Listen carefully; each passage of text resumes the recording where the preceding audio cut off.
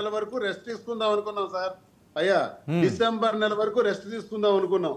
కానీ మీరు మాకు రెస్ట్ ఇవ్వట్లా. వెంటనే ఓదార్పు యాత్ర ప్రారంభించాలి. మీ అంతిమయాత్ర జరుగుతుంది. ఇప్పుడు మీ అంతిమయాత్ర జరుగుతుంది. మీ ఓదార్పు యాత్ర ఎవరు పట్టించుకోరు.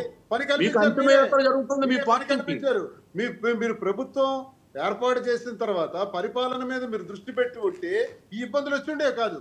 పరిపాలన మీద దృష్టి పెట్టకుండా టార్గెట్ల మీద రెడ్ బుక్ రాజ్యాంగం మీద దృష్టి పెట్టారు కదా, అక్కడ స్టార్ట్ అయింది ప్రాబ్లం. ఇప్పుడు మీకు స్టేట్ బడ్జెట్ గురించి చెప్పాను, అప్పుల గురించి చెప్పాను, ప్రభుత్వ పథకాల గురించి చెప్పాను, అభివృద్ధి గురించి చెప్పాను. అదేది మాట్లాడరా? రెడ్ బుక్ రాజ్యాంగం గురించే మాట్లాడుతున్నారే. పూర్తి బడ్జెట్ పెట్టలేని పరిస్థితి తీసుకొచ్చింది మీరా కాదా? మీరు రెడ్ బుక్ రాజ్యాంగం ఎన్నాళ్ళు మాట్లాడతారు? పూర్తి రెడ్ బుక్ రాజ్యాంగం, రాజారెడ్డి రాజ్యాంగం 5 ఏళ్ళు, రాజారెడ్డి రాజ్యాంగం 5 ఏళ్ళు చూసాం, భారతీరెడ్డి రాజ్యాంగం 5 ఏళ్ళు చూసాం. రెడ్ బుక్ రాజ్యాంగం నడవట్లేదు. ఇప్పుడు అంబేద్కర్ రాజ్యాంగం నడుస్తుంది ఇక్కడ. అందుకే మీరు ఇంకా మాట్లాడగలుగుతున్నారు. మాలో లోపం ఉందని మీకు అధికారం ఇచ్చారు సార్. మీరు చేయాల్సిందేంటి సార్? పరిపాలన చేయకుండా చేస్తాం. అందుకే అదే మేము చెప్తున్నాం. చేస్తాం మీరు చూడండి చెప్తున్నాం. పథకాలు అమలు చేయట్లేదు. మీ పక్కన ఉన్న మంత్రి ఏం చేశాడు?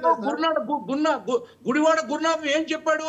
కోడి గుడ్డు పెట్టింది, అది పొదిగింది, 29 రోజులకి పిల్లని పెడతాది, ఆ పిల్ల చికెన్ అవుతుంది, మటన్ అవుతుంది, మళ్ళీ గుడ్డు పెడతాది, ఆమ్లెట్ అవుతుంది, ఒడియాల కంపెనీలు వచ్చాయి, జాంగ్రీల్ కంపెనీలు వచ్చాయని చెప్పలేదా?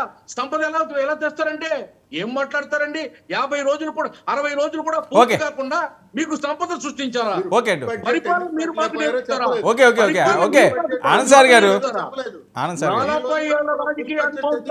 నాలుగోసారి ముఖ్యమంత్రి అయినటువంటి రాజకీయ కొలిమిలో ముఖ్యమంత్రి చంద్రబాబు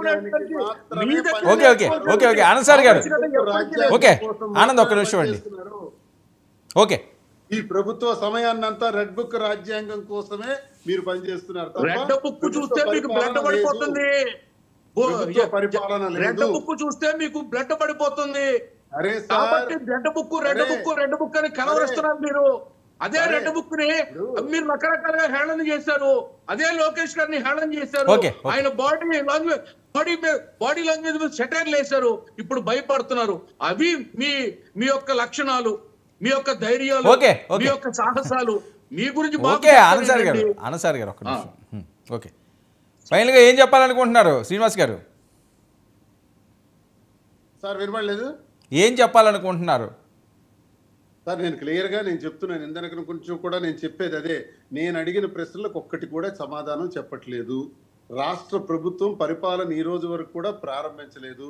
కలెక్టర్స్తో పొలిటికల్ గవర్నెన్స్ గురించి మాట్లాడారు తప్ప పబ్లిక్ గవర్నెన్స్ గురించి, డెమోక్రటిక్ గవర్నెన్స్ గురించి మాట్లాడలేదు. నేను చాలా కలెక్టర్లకు వార్నింగ్ ఇచ్చే విధంగా మేము చెప్పిందే చేయండి, మా నాయకులు చెప్పిందే చేయండి అన్న ప్రభుత్వం అన్న విధానంలో వెళ్ళింది తప్ప రివ్యూ ఎక్కడా కూడా ఒక డెమోక్రటిక్ వేలో రివ్యూ పోలేదు.